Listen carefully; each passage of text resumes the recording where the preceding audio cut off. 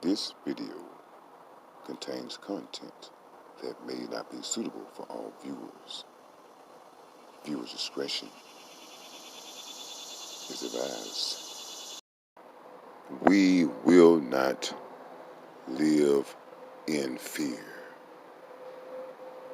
This coronavirus, if it is a coronavirus, if there is a real epidemic, it has everyone living in fear. But exactly what is it that we are afraid of? I heard a lady say the other day that she's afraid to meet someone new because she doesn't know if they have the coronavirus or not. That is the type of fear that the government, that the leaders of this land has instilled upon the people of the land. This coronavirus is so mysterious. We don't know who has it. Stay away from me for 14 days. What's supposed to happen after 14 days? How many days has passed since the first outbreak? I mean, there's quite a few 15 days you can fit up in that space of time. Has anything changed since then? Oh, that's because people want social distance. But how do you know if they have the virus or not? Well, let me stick this Q-tip in your brain and let me see if you have the coronavirus. Well, although we stick this Q-tip into your brain, you don't show signs of having it. You have people that are afraid to go to their grandparents' house or mother's house or their children's house or a friend because they don't know if they have it. They might be asymptomatic. They don't know if the person has it. So this is a big fear that, hey, we're not going to have it. And if this is that crucial, we all might as well go dig a grave and get ready to get in it, because from the way that you're describing it, sir, we're all going to catch the coronavirus. Everyone except Donald Trump, because I don't see him wearing masks or anything. If the president of the United States doesn't wear a mask and tries to allude that this may be some type of hoax or whatever, well, who am I to argue? And why should I have to suffer? These masks, what actually would they protect if there was an actual epidemic, if there was a contagious virus going around? These masks would not protect you at all. You would have to go in some type of decontamination room after every time you leave and come back home. If there's this epidemic with this coronavirus and a mask is mandatory, why are these masks so hard to find? And especially those nice, good-looking ones I've been seeing some people with. Oh, I've been able to find those blue and white ones that have on the box that these would not protect you from the coronavirus. Yeah, I've seen those. But hey, if I'm gonna go out, I want to go out looking good. They've shut down the bars again.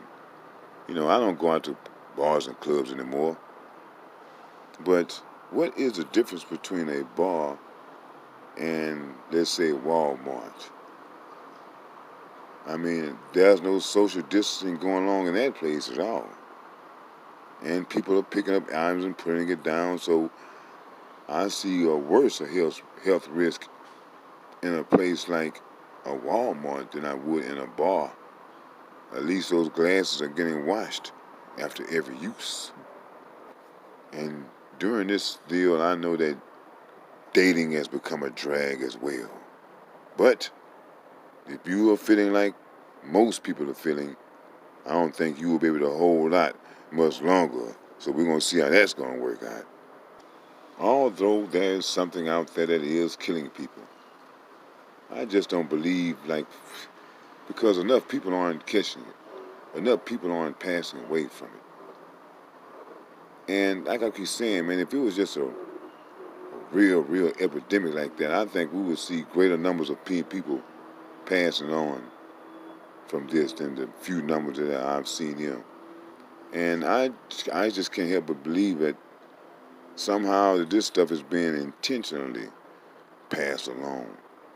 I mean, you have cases now where some people that work in some of these um, grocery stores and these warehouses and factories have the coronavirus.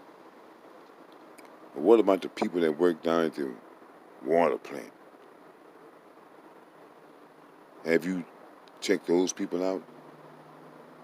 I mean, this thing could have been handled a whole lot easier.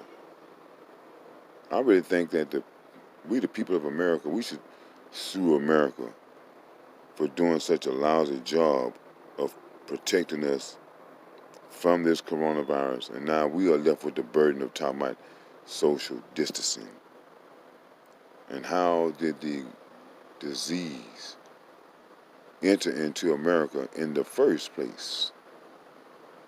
That could have been prevented.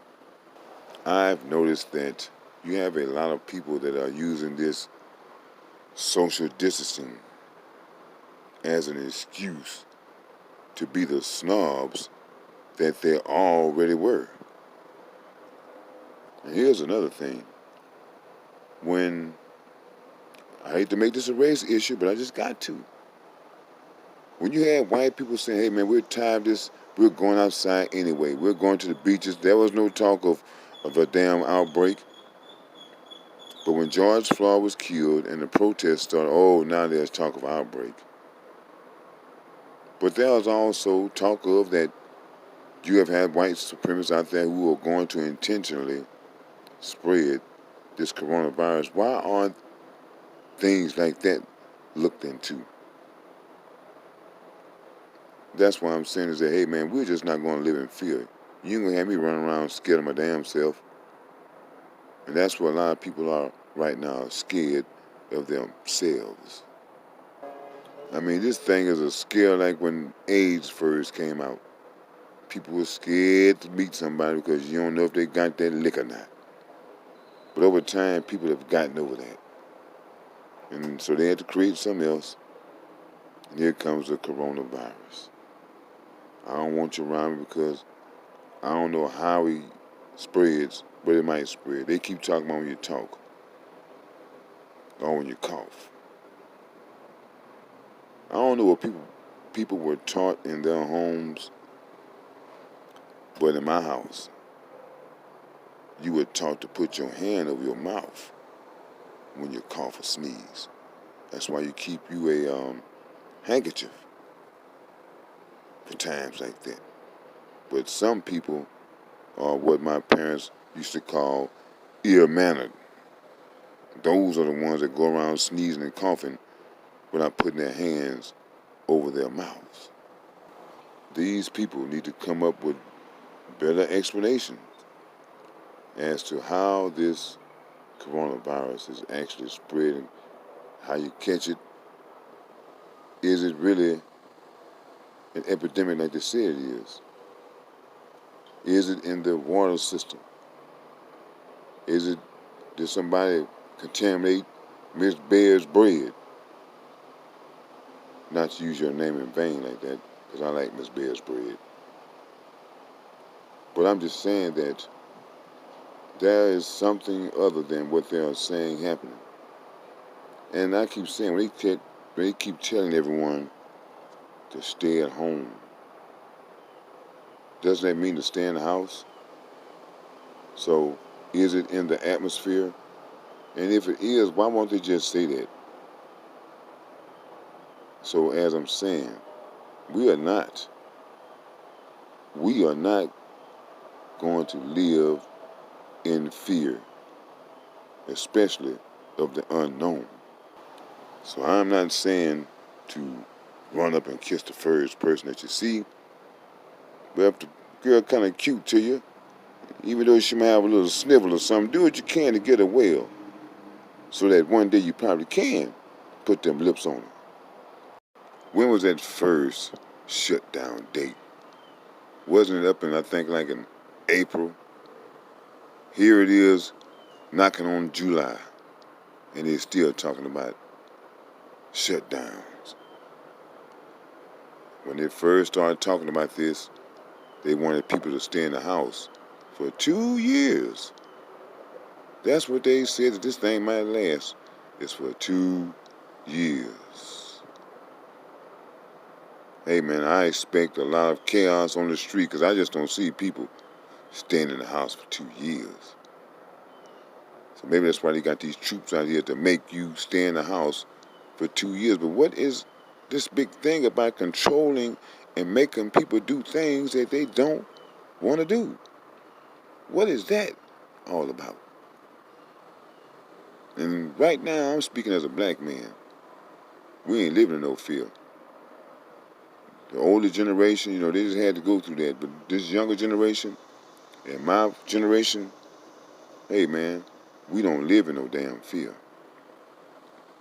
So I know that you are going to use this coronavirus as a way to make black people not protest. Even though I just know what the protest thing, but you're going to make it where they can't do that.